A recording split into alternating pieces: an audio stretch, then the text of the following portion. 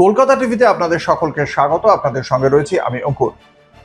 20শে জুলাই জান্তার মান্তারে যে ধর্ণা কর্মসূচি ছিল, সেখানে ককরোচ জনতা পার্টির সমর্থকরা তারা চলো সংসদে যাত্রা করে এবং সেই সময় বিপুল সমাগম হয়েছিল এই তরুণ প্রজন্মের মানুষজনের।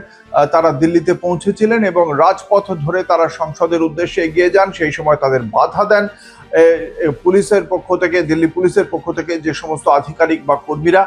তাদের সঙ্গে বিভিন্ন জায়গায় ধস্তাধস্তি হয়, মারপিট হয় এবং সেখানে একদিকে যেমন ককরোচ জনতা পার্টির সমর্থকরা তারা যেমন আহত হয়েছেন দিল্লি পুলিশের আধিকারিকরাও।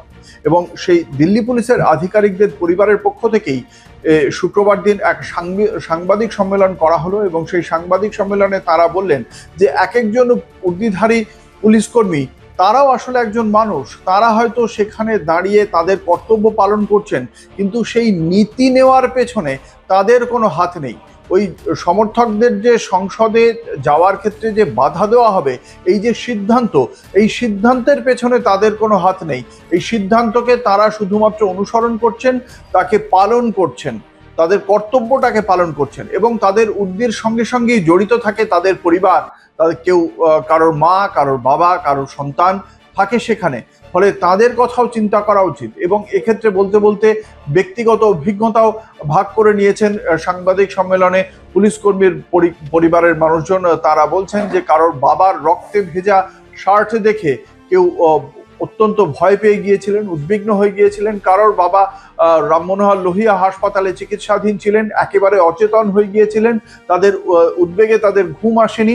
এই যে খুব স্বাভাবিক যে আবেগ, যে অনুভূতিগুলো এই দিল্লির যন্তর মন্তর আন্দোলনকে কেন্দ্র করে ঘটে গিয়েছে, সেই কথাটাই জানিয়েছেন তারা। এবং সেক্ষেত্রে তাদের বক্তব্য যে শুধুমাত্র একটা আন্দোলনে যেমন এই ছররাগুলিতে কোনো ছাত্রের দৃষ্টিশক্তি নষ্ট হয়ে গিয়েছে, আবার একই রকমভাবে মাথায় আঘাত পেয়েছেন, একাধিক সেলাই পড়েছে এক একজন পুলিশ আধিকারিকের।